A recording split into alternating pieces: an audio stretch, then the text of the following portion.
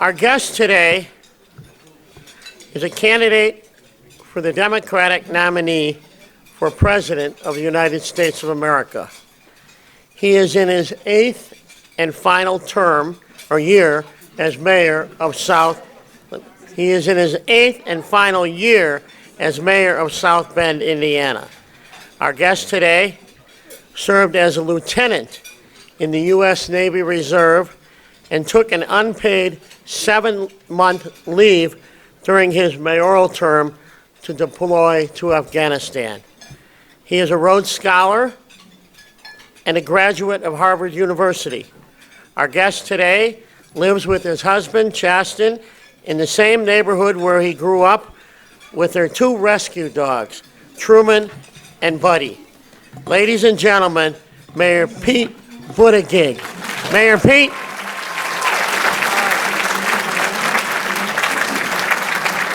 Thank you. Thank you. Oh, goodness. Thank you very much. Please. Thank you.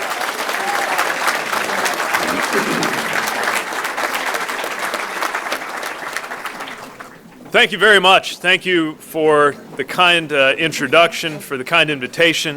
Thank you, Jay Doherty, for hosting us. I want to acknowledge Frank Paul for cooking up the idea of inviting me here and persuading somebody else to go along with it. So thank you to Frank. And it's a real pleasure to be back in Chicago. When I was a consultant, I lived at Wabash and State. I worked at between Clark and Dearborn and Monroe. I guess I was between Wabash and State on Monroe, so I had about a 1-block commute, which I've not been able to replicate even after moving back to South Bend. And it's great to be back here in what really amounts to spectacular weather by our Midwestern standards. As you know, I'm from South Bend, Indiana. You get on Lakeshore Drive and pick up I-90 about an hour and a half later. You're in our hometown. And there are a great many people here who I think know South Bend very well. There's more than that. Come on.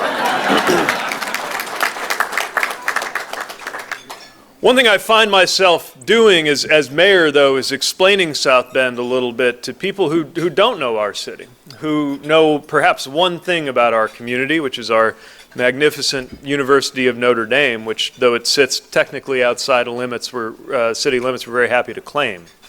And yet, because of that, people sometimes assume that we must be a tidy, wealthy, homogeneous college town, which is, of course, not our story. Our story is that of a company town that had to figure out for the balance of my lifetime what to do after you lose your company. And in that sense, we are typical of so many communities in the industrial Midwest that were left wondering what their future was going to look like. The Studebaker Car Company stopped making cars 20 years before I was born. And yet 30 years after that, when I was running for mayor, some people were still talking about it as if we could only get some version of Studebaker back making cars again, our city would be all right. That was how profound the blow of losing some of those jobs had been for us. And what we had to face was that the future wasn't going to look like the past, that the way out of the abandoned factories and the collapsing homes and the population loss and the reduced income wasn't to try to dredge greatness out of some impossible again, but rather to make sure that the future looked different from the past. And that's what we've been able to achieve as a city in the last 10 years. I'm so proud of it. I won't subject you to a full accounting of all of the things we're pleased with, from the Parks and Recreation upgrades to being able to double down on our boast of having the smartest wastewater system in the world. But what I will do is let you know that we're growing, that our population is growing, that our economy is growing, that we are seeing people lifted out of poverty. We're not there yet. We've got a long way to go in our city. We're celebrating the fact that our per capita personal income has finally gone back above $20,000 in our community. But we're also seeing that our neighborhoods have become cleaner and safer. We're seeing a downtown come back to life in the same way that downtowns of the biggest cities have come back to life. There were much to do after hours when I made that choice to live in the Loop in 2007. Miller's would give you a spinach pie, and that was about it. Now I come back and I find that even the heart of the commercial business district of this city feels like a neighborhood in some ways. And we've seen that smaller cities can experience that growth too, but only if we properly balance what's happening in our neighborhoods and our lowest income areas with the tremendous potential of the return to our downtowns. What really made it work in South Bend was recognizing that we couldn't just make South Bend great again, that we couldn't rewind, that we had to accept that the future was going to be different than the past. Be honest about it. Be honest that certain things were not coming back, but we were, and then talk about how. That's why I think there's no such thing as an honest politics built around the word again. But I do believe that there can be a very optimistic politics for the industrial Midwest. And it's so important at a time when we were being characterized by the White House and caricatured sometimes by the commentators as a place where the only way to our heart is through nostalgia and through resentment. I think a lot of that has to do with the fact that we are living through a moment of tectonic change so profound that even in this moment, we may well be underreacting. I think that we have the good and bad fortune of living in a moment that will be as memorable as the beginning of the New Deal or the beginning of the Reagan era. In other words, what will happen in the next 3 or 4 years could set the tone for what will happen in the next 30 or 40. And it's one of the things that motivated me to make the admittedly improbable choice of stepping up as a late 30s Midwestern mayor to run for president of the United States. Not admittedly an obvious career move. And I get that. We were not sure just how many people would take us seriously when I proposed the exploratory committee publicly at a U.S. Conference of Mayors meeting in Washington in January. And yet what we've seen since then is that our message is resonating. The people welcome and embrace the idea of a different kind of leadership. Yes, it is traditional to be marinated in Washington for a few more years before you step up for the presidency. We're actually living in a moment that's kind of a season for local leadership. It's a season for local leadership because that's where things get done. Consider this. Our national government shut down over a policy disagreement. Can you imagine if that happened to a city government? How long would the mayor be able to physically remain in city limits after the city stopped delivering water, which you need to live? It's unthinkable. Not that our politics aren't ferocious and intense. I am, after all, addressing a Chicago audience.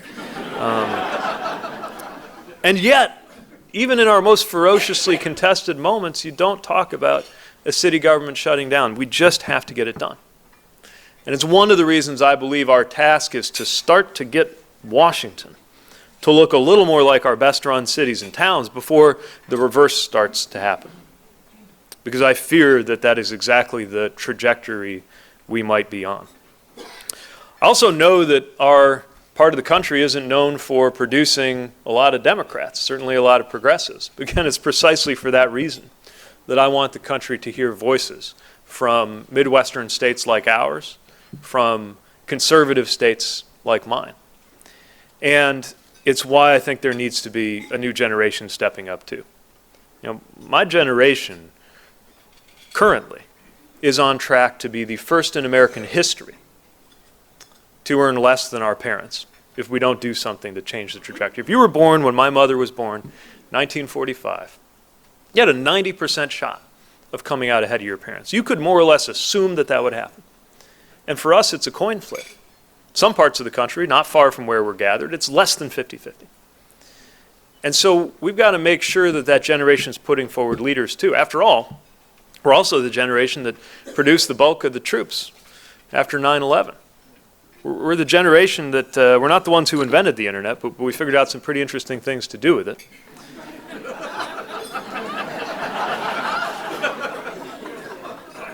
Many of them beneficial.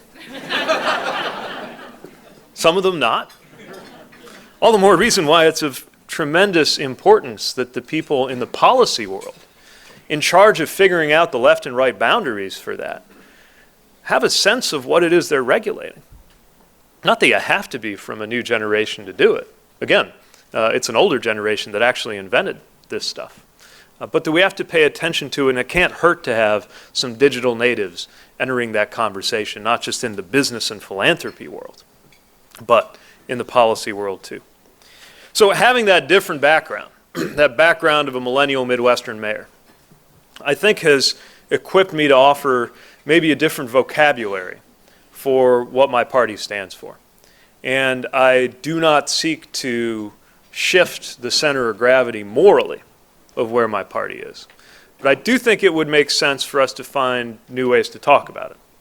And it's the main thing I want to discuss with you before we go to questions. There's a lot of hand-wringing over whether Democrats are capable of expressing themselves in bumper sticker language.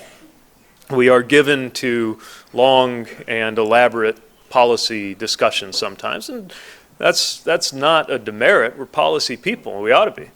Policies are how we do good in this world. But sometimes, I fear, we have neglected to vindicate the values that motivate our policies.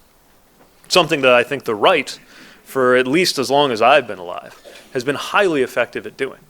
So part of what I'm trying to do is reintroduce the values that help to explain why we believe what we believe. So that even people who maybe have different values or arrive at different conclusions on policy understand that we came by our views honestly.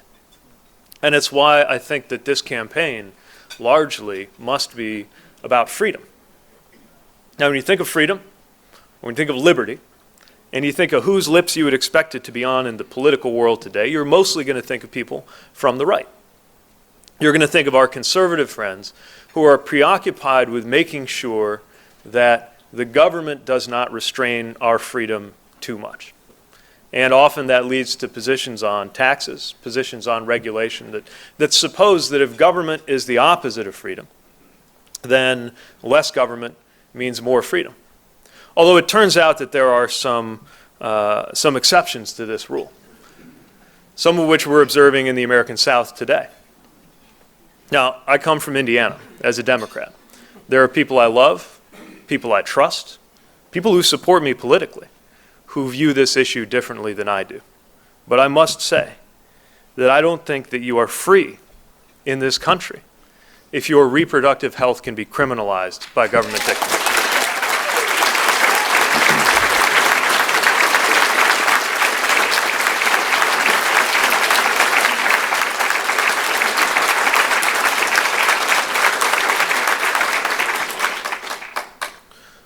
This is not an easy choice for anybody to face, and I would be loath to tell anybody facing that situation what the right thing to do is. But that's exactly the point. I'm a government official. I don't view myself as belonging in that conversation. And to see in Alabama that if someone is raped and she seeks an abortion, the doctor who treats her will be penalized with a longer prison term than her rapist, makes me question whether the discussion about freedom in this country has gone off the rails. Let me, though, suggest that there is more to freedom on the left or on the right than just getting government out of the way. One of the reasons we invented government as a species is because there are certain freedoms we don't enjoy unless we have policies that tear down the obstacles to us living a life of our choosing. Even the most unglamorous things that mayors work on day in and day out, wastewater and water, I believe are things that enhance our freedom because we have municipal authorities to worry about that sort of thing so we don't have to. But it's also why you're not free, as we learned in Flint, if you have to wonder whether a glass of water that comes out of the tap is going to poison you and your family.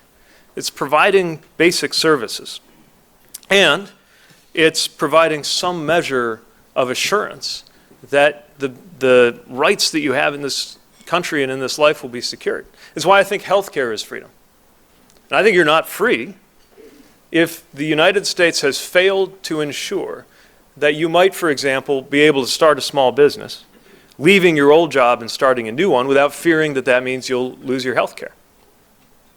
I think that you're not free as a consumer if a financial institution is caught ripping you off and you don't have any recourse because you've been forced into arbitration. I certainly think that freedom in this country for people of color has been constrained both by policies and by institutional racism in ways that will not get better just by saying we're going to get government out of the way. If we don't figure out how to lift the veil of mistrust, for example, between communities of color and the law enforcement officers sworn to keep them safe, how can we really say that we're enjoying freedom? And, of course, on a more personal note, I don't think that you can really say that you're free if a county clerk gets to tell you who you ought to marry based on their view of their own religion.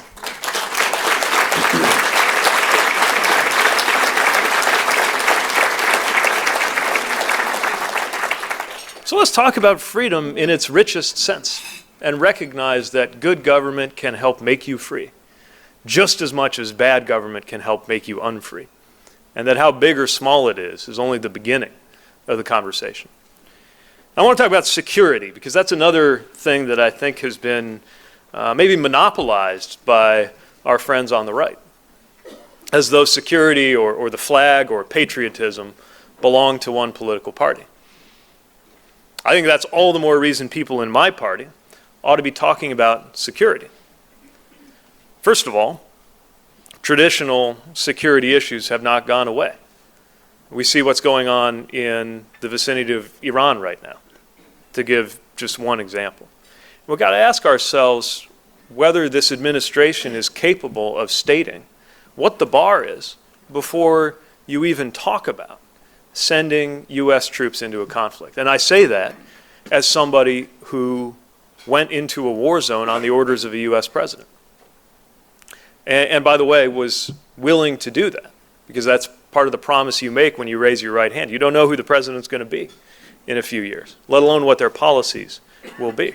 But when I left Afghanistan in 2014, I thought I was turning out the lights. I thought I was one of the last to go. It's 5 years later. We're still there. You could be old enough to enlist and not have been alive on 9/11. And the next president's got to be ready in the name of U.S. security to put an end to endless war.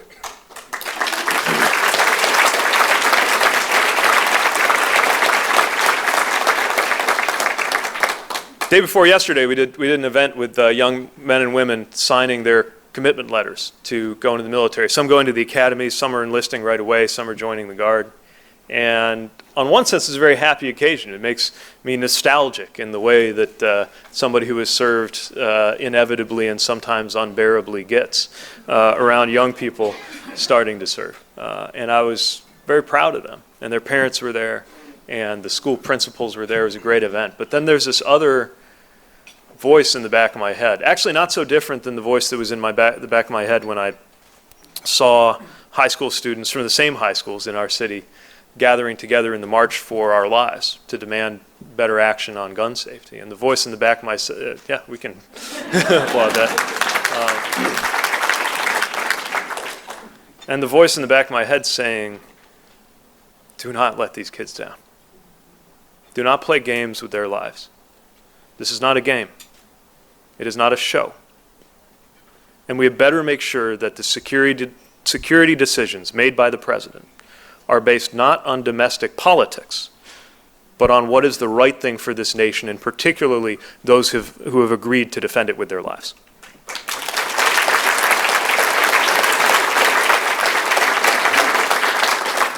And that's just the traditional stuff we talk about when we think about security. This is the 21st century. That means security means cybersecurity.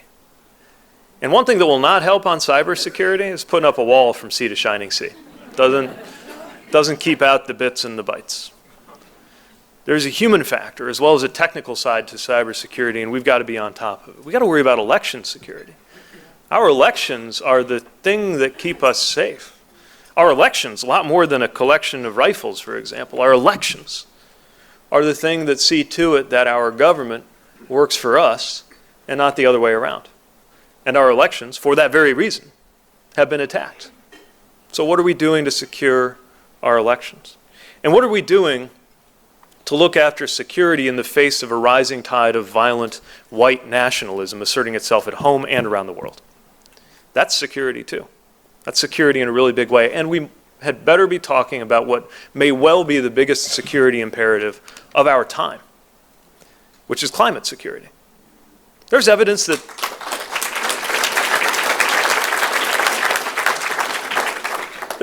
that the Syrian civil war began partly because of forced migration patterns that happened as a result of drought and other issues connected to climate.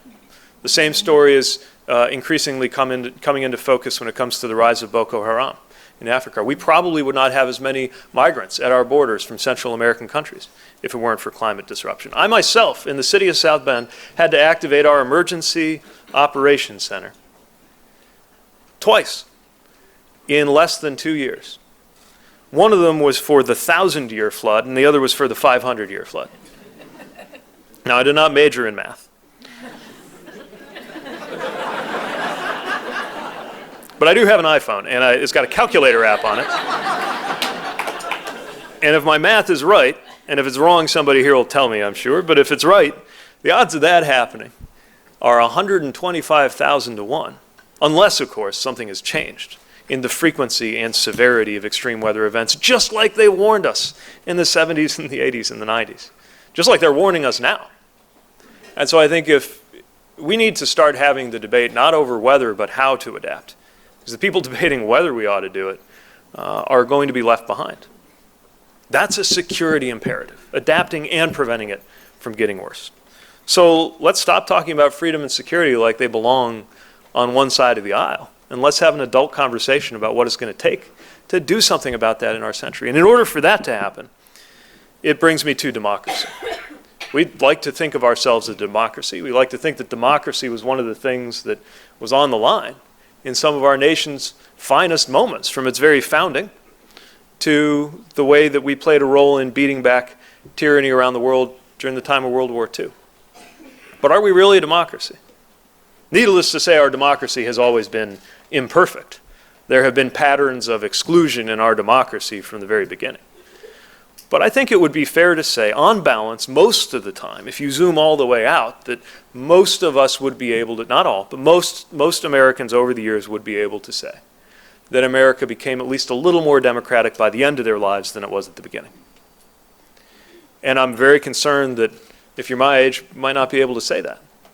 We see a rollback of voting rights, largely motivated by people who seem to have included as a partisan matter that they would be more likely to win if fewer people were likely to vote. And to me, that's an indication that your policies probably need a look. But we've seen this happen systematically with voter ID laws, with making it harder to open up polling places in certain areas, with polls closing too early, with all of the obstacles to voting. We are one of the toughest countries to vote in. In Indiana, when you go to the polling place, did it last week, we had our primary, to start picking my successor in South Bend. There's a big poster in the window that says, "Stop." And then it tells you about all the terrible things that will happen to you if you're voting with an invalid ID or so forth. Stop. Is that the message we want to send about our democracy? Stop. You're on your way to vote and exercise your right. People put their lives on the line to defend. Stop. I don't think so. By the way, there's some really basic structural things, in addition to the obstruction, that we've just tolerated because we're just used to it. Can anybody make a principled argument why fellow U.S. citizens living in Washington, D.C., or for that matter, Puerto Rico, have less political representation than we do? Does it make any sense?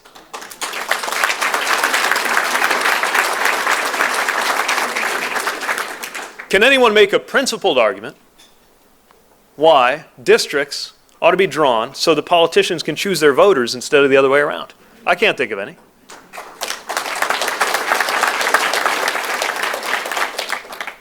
And for my dime, whether you live in a rather blue state or a rather red one, at risk of sounding simplistic, one thing that would be fitting for a democracy when it chooses its national leader is to elect the president by just counting up all the votes and then giving it to whoever earned the most.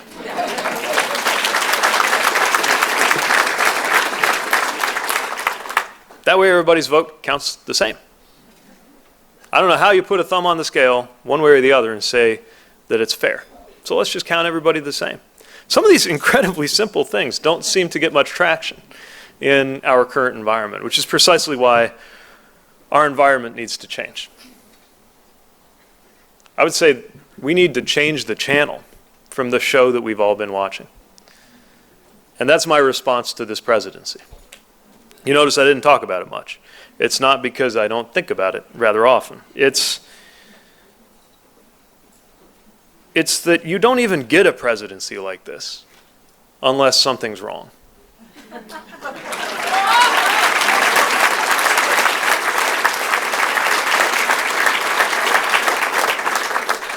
This, by the way, is one reason people in my party need to recognize that some smoking gun proof that the president's not a good guy will not change much.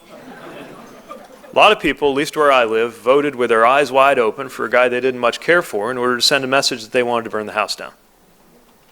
Which is also why any suggestion that our party's message ought to be to promise a return to normal overlooks the extent to which normal hasn't been working for a lot of people. Now, what we've got now isn't working either. But that's exactly why we've got to create a new normal. So we're not going to go on that show. We're not going to play that game. We're going to change the channel. And that's what my campaign is about.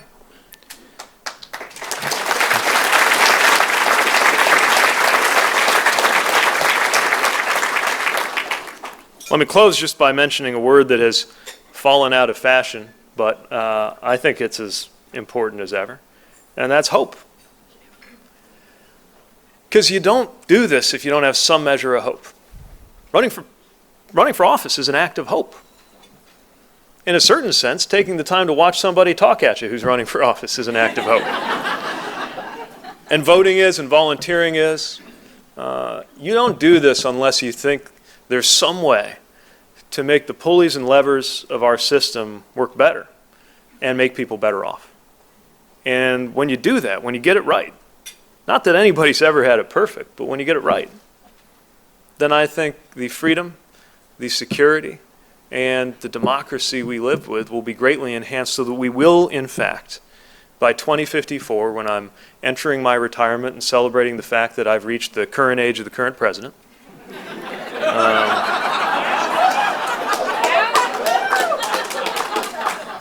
that I'll be able to look back at 2020 and say, this is when things really started moving onto a good path for our country. And that's how you will know that we succeeded, not just in an election, but in defining an era. And that's why I'm doing this. So thanks for coming. And we'll do some questions.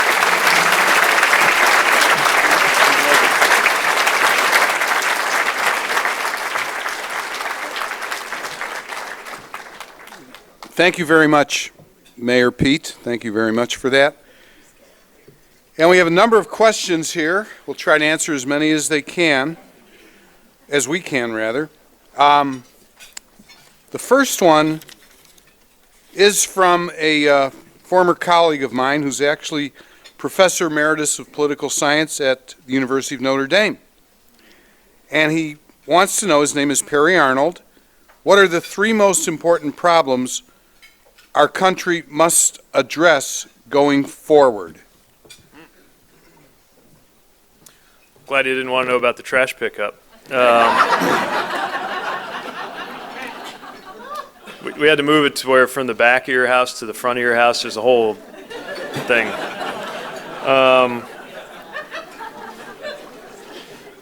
So let me pick up on some of the themes that I just mentioned. I'll try to do it at not too much length so that we can continue getting questions. But I spoke of climate, so let me say just a little more about what I mean when I say that climate security is an imperative. I already described the problem. Let's talk about the solution a bit. First of all, I do think we need to talk about adapting now. Mayors need guidance on what to do if the floodplain isn't where it was supposed to be and won't be again. We also got to act on the front end to stop it from getting worse. I believe the basic contours of what to do are well known. We need a carbon price and dividend, or carbon tax and dividend, if you will. Let's call it what it is and be honest about it. Good news is if you rebate it back out to the American people, most of us will be made better than whole if we structure it the right way. But it'll help change our economy to move in a direction that is less carbon intensive. I think we got to have massive investment in R&D, not just on renewable energy, but on energy storage and on carbon storage, taking carbon out of the atmosphere, because it's easier to get to net zero than it is to get to absolute zero, and we got to do whatever we can.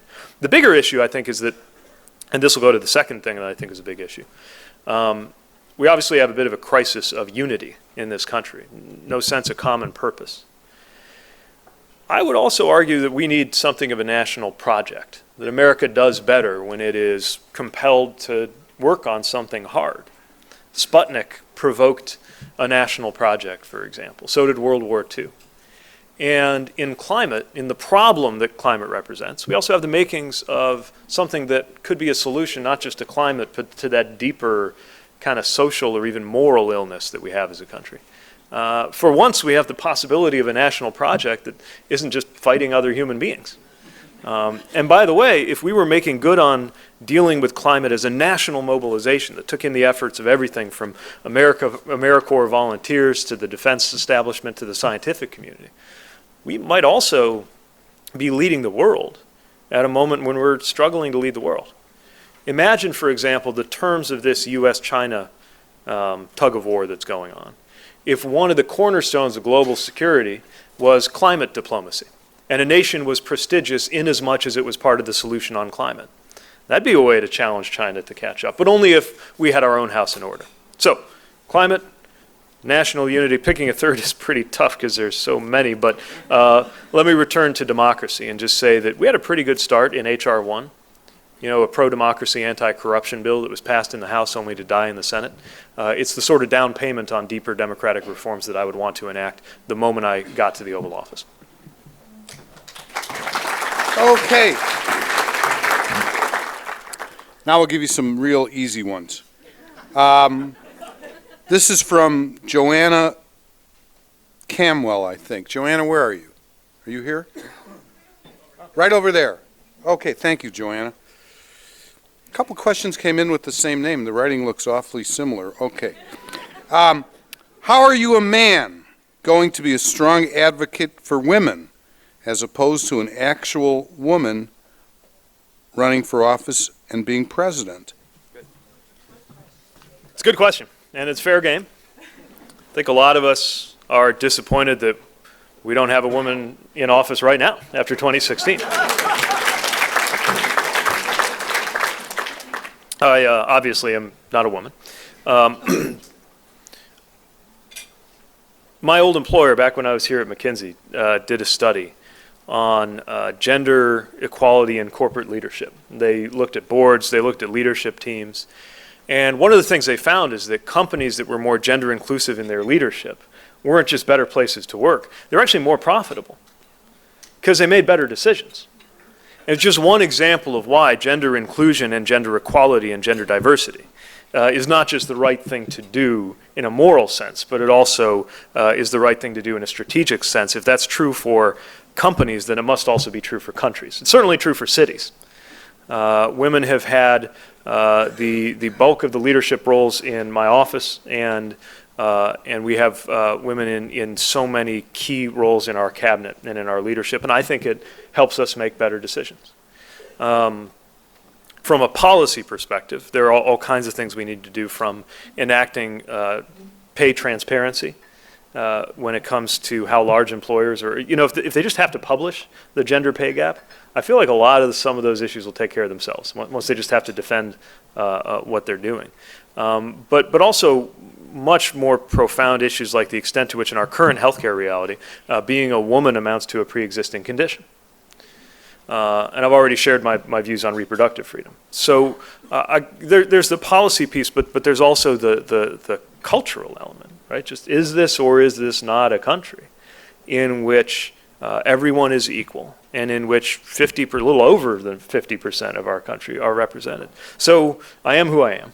But what I will say is that I believe the next president must be the best president ever on women's equality and gender inclusion, especially if the next president is going to turn out to be a man.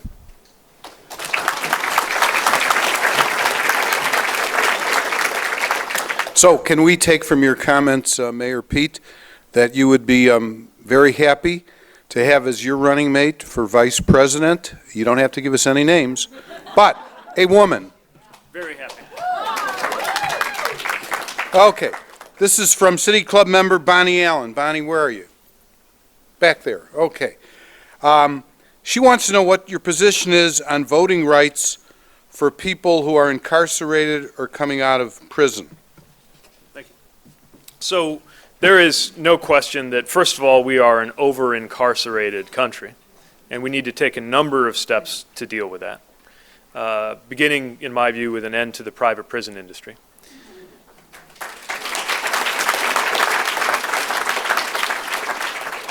But also including steps from sentencing reform to making sure, as we move toward legalization of marijuana, as I believe we must, that we are also pursuing a retroactive policy of expungements in order to deal with cases of incarceration where the incarceration did more harm than the offense that led to the sentence. I also believe that when people leave incarceration, not only have they finished paying whatever debt was incurred socially, but also everybody has an interest in them succeeding and contributing. And we talk a lot about helping people succeed and contribute as as a part of the economy, but not enough about succeeding and contributing as a citizen. And so I believe the moment that somebody returns to their community without bureaucracy, without obstacles, and certainly without being expected to pay, which is happening in some places and amounts to a poll tax, especially when you consider the pattern of racial inequality that is behind so much of what is happening in our criminal justice system. I believe that the moment that you are out, you are a citizen, and that means you are a voter, and we should reestablish your voting rights right away.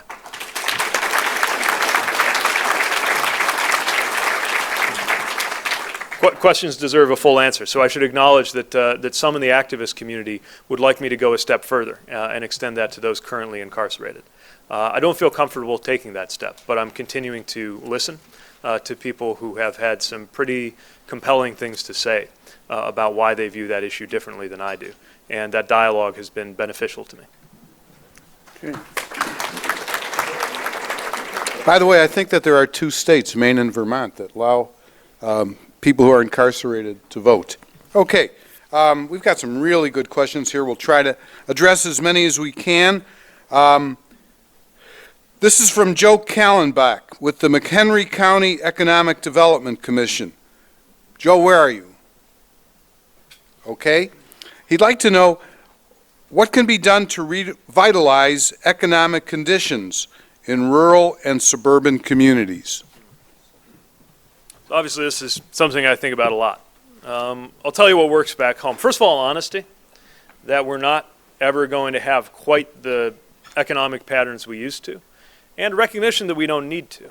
By the way, some of this is about trade. A lot of this is about technology. I was just at not long ago at a business in South Bend makes shot peening medium. It's those little balls they fire at automotive parts at very high pressure in order to temper them. It's one example of a very kind of characteristic small to mid-size industrial employer in our area. They do $6 or $7 million a year in business. They have 6 or 7 full-time employees. So it's about $1 million per employee. There will be fewer people required on a shop floor each passing year. But the jobs that are being created can be good paying, secure, and stable jobs. We just got to make sure people are equipped for the fact that those jobs will continue to evolve. And they have as much to do with critical thinking and dealing with what happens when there's an exception to the rule, because the quality control part is going to be bigger in an industrial setting than the kind of physical repeatable tasks will be. That we got to equip people for that. In so many suburban or kind of middle density communities like my own have a lot of these manufacturing employers. Rural areas, I think Democratic politicians always go right to broadband because it's the thing we kind of get if we don't live in a rural community and we care about rural people. And don't get me wrong, broadband is definitely something that we need to extend in an equitable way to the American interior. But there's a lot more going on that needs to be addressed in rural America. The biggest thing, the thing that we do have in common in a community like mine that's more industrial, although it's a short jog to the nearest cornfield for me, is this idea that young people grow up getting this message that success means getting out. And nobody has to tell it to you. You just take that on board. Of course, that's what so many people do, especially in rural communities. And that can break the heart and break the energy of a community, of a family.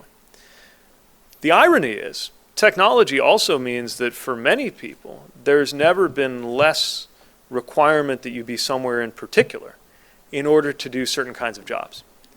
And so as I reflect on the disparities in real estate pricing in this country, the fact that in Palo Alto you could pay a certain amount in order to have a parking space that would be more than the mortgage on my nice big house on the river in South Bend, that we also have tremendous opportunity to better distribute where many knowledge workers and different kinds of workers are. And for those who are connected to agriculture, an opportunity to enlist the agricultural sector in being part of the solution on climate. Instead of telling them they're part of the problem, invest heavily in, for example, what I think is a really exciting moonshot kind of idea, which is the quest for a net zero emissions farm, which we can envision through soil management and other practices, what that might look like, even though today, of course, it does not pencil out without a major subsidy. So I see tremendous opportunity for rural America. And we need to make sure that we are doing it with a view toward what the economic needs are going to be and opportunities are going to be in the next 30 years, instead of trying to find some pickled version of what it looked like in the 1950s and expect that to work in 2020. Thank you, Mayor Pete. I've got a couple questions here that deal with international affairs, so I'll sort of try to combine them. This is from Simeon Gasparov. Simeon, where are you? Over there. Hi, how are you, Simeon? Okay. Have a seat. Don't get carried away. Simeon's from Bulgaria. We're glad to have you here. He would like to know, Ashvin Ladd right down here would like to know, and Dave Lundy, who's sitting over there at that same table, they want to know about your international policy. Simeon's interested in Eastern Europe. Ashvin would like to know what role a country like India would play in your administration to help offset threats from China. And Mr. Dave Lundy wants to know about, and I think you may have answered this already, the Trump administration march to war in Iran. So, just a couple of easy questions. All right, so we got Eastern Europe, India, and Iran in 90 seconds. All right. Let me offer a few thoughts. I probably can't deliver a comprehensive framework that would take all of those in within the amount of time that we've got. But each of them deserves attention regionally, and then I'll make one remark globally.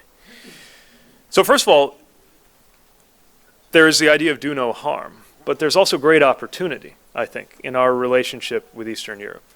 Needless to say, the biggest factor complicating our policy and our relationships in Eastern Europe is the interventions from Russia. And having experienced and not enjoyed an intervention from Russia, I think we could perhaps learn a lot from our allies and friends in other East European states who are more accustomed to this than we are. This does not have to mean that we are escalating tensions or hostility, although I think it does have to mean we have credible responses, whether it's through diplomatic, economic, or security tools. But we also have to make sure we're not dismantling the framework that we really depend on. It might have to change, but it doesn't mean we take it apart. And a good example is the INF Treaty, the Intermediate Range Nuclear Forces Treaty. Russia has not been complying with this treaty for a long time. So the White House just threw it out and said we're getting out too. I don't think that's the right response, because it supposes that nothing is better than something flawed. What we really needed to do was design a new one that was better, with the right kind of verification and compliance mechanisms, much as I think we are now trading nothing for something in Iran, and seeing the consequences of that. Think when it comes to Iran about, first of all, how much we have undermined any hope of moderation. If you're an Iranian moderate politician and you sold people on the idea that it was going to pay off to work with the U.S., how much egg on your face do you have now on the question of whether Americans can be trusted? And even if we are questioning whether the Iranian regime can be trusted, with very good reason, that is exactly why we set up a treaty with really rigorous enforcement mechanisms. And we see now the consequences of a chain reaction set off by our unilateral withdrawal. I would also say personnel is policy, and it seems that a lot of this energy for conflict is coming from the National Security Advisor. And I remain mystified that anyone who had that big of a hand in propelling us into the Iraq War is allowed anywhere near the Situation Room at a time like this.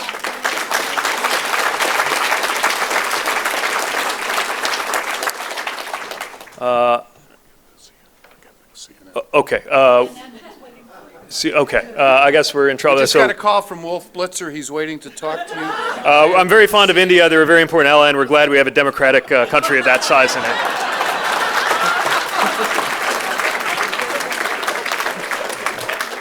Mayor Pete, by the way, I want to let you know you are the third candidate for president who has spoken to the City Club. The current president, before he was nominated in 2016, and he managed to eke out a victory. We had the mayor of New York, who just declared today, speak, but he was not a candidate. And we wish you the absolute best in your campaign.